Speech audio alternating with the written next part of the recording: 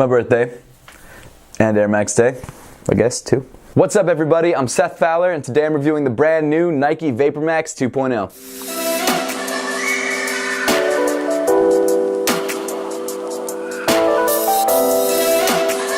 Shout out to my girlfriend for that, by the way. She's the best. Thank you all so much for tuning in. Make sure to subscribe if you haven't yet and want to see more reviews just like this one. Also, make sure to give me a follow over on Instagram and on Twitter at RealSethFowler. But with all that out of the way, let's get into it. Last year around Air Max Day, Nike debuted the first Nike Vapormax.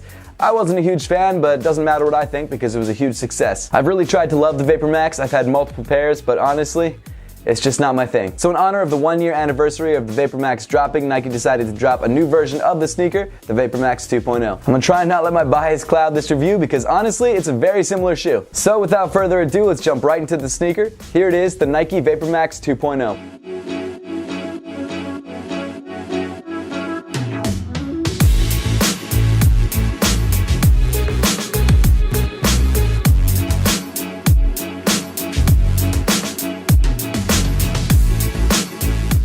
Jumping right into the sneaker, just like last year's model, the entire upper is covered in black Flyknit. Based on consumer feedback, Nike did make some changes to the Flyknit. The first being that it wasn't as stretchy, and the second being that it's a little bit thicker. That's probably for more durability and more containment. I personally didn't notice a huge difference. The Flyknit comes in this pretty much all black, almost Dr. Doom-esque colorway. There are a couple like small hits of dark gray around the edges, but from a distance, it just all looks black. Around the toe of the shoe, Nike added this smoky gray translucent piece of TPU for added durability. Not a huge fan of it visually, but it's there, and I guess it's not that noticeable. Continuing up the shoe, you've got your flat black laces weaving through this sort of dark gray flywire. Flywire is a Nike technology where these wires or threads weave throughout the upper of the shoe. The laces then loop through the flywire, so when you tighten the laces, it actually pulls these wires together, which in turn tighten the entire upper of the shoe around your foot. It definitely works, and that's why Nike uses it in pretty much all their Flyknit upper sneakers. Continuing up the shoe, you've got your black Flyknit tongue. Of course, at the top of the tongue, you've got your Vapormax branding. Inside the shoe, there's not really any padding to speak of. Your foot is pretty much just up against bare Flyknit, and that's because one of Nike's goals with the shoe is to give you a true one-to-one fit, and I've got to say, if you grab the right size, you do get a pretty solid fit. The inside of the shoe is rounded off with a black insole with Vapormax branding in white on the heel. As for fit, the Nike Vapormax 2.0 fits pretty much the same as the original Vapormax. The area around the toe is just a tad wider, so it's a little bit better for wide footers, but other than that, the fit is pretty much the same. I go true to size on Vapormaxes, and that's what I'd probably suggest for you as well. However, if you do have a wider foot, even though they changed up the sizing a little bit around the toe, it still runs relatively narrow, so I'd maybe suggest going up half a size. As always though, if you have a chance to try the shoe on first before you buy it, make sure to do that to make sure the sizing is right for you. Continuing back on the shoe, on the lateral side, you have a much smaller white Nike swoosh than you had on the previous version. Gotta say, even though it's a small change, I definitely don't like it as much as the original. Not only that, but Nike actually removed some of the fuse overlay that used to be in the midfoot of the shoe. So I guess that tiny part of the shoe is a little bit more flexible,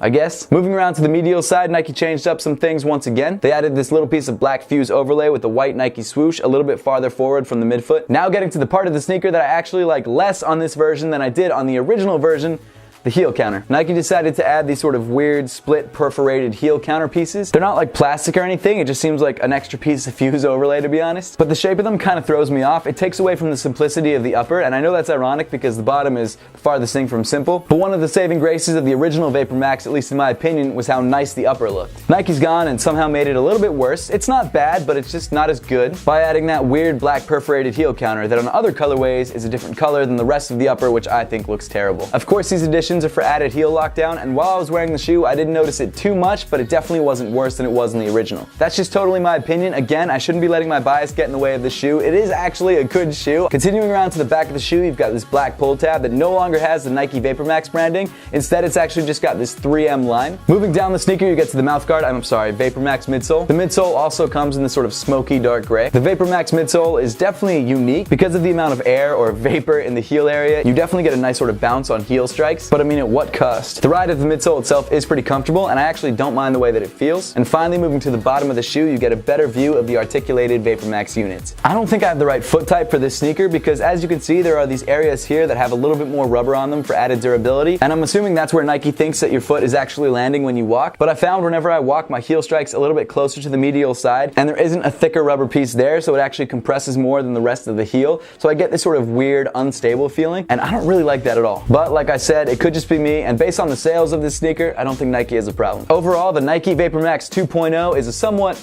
unnecessary addition to the Nike Vapormax line. There are a few subtle variations like the added piece on the toe box and the heel for added durability, because obviously the shoe is being marketed for performance more than lifestyle. For someone like myself that would only wear the Vapormax for lifestyle, the additions don't really change anything for me, and I definitely think I prefer the original Vapormax to the Vapormax 2.0. With that being said, that's all my opinion. I do think it's a good shoe overall. I just don't think the fit really works for me. Both the midsole and the upper are comfortable, and some people really like the way the shoe looks. And I've got to be honest, the off-white version of the shoe doesn't look too bad, but I think that might just be the hype getting to me. A lot of people don't think this is a bad looking sneaker, and I think it can come in some really nice colorways, but just in general, the Vapormax isn't my thing. The Vapormax 2.0 retails for $190 and is available at all Nike retailers. Now that we've got the review out of the way, let's throw these guys on feet and see how they look.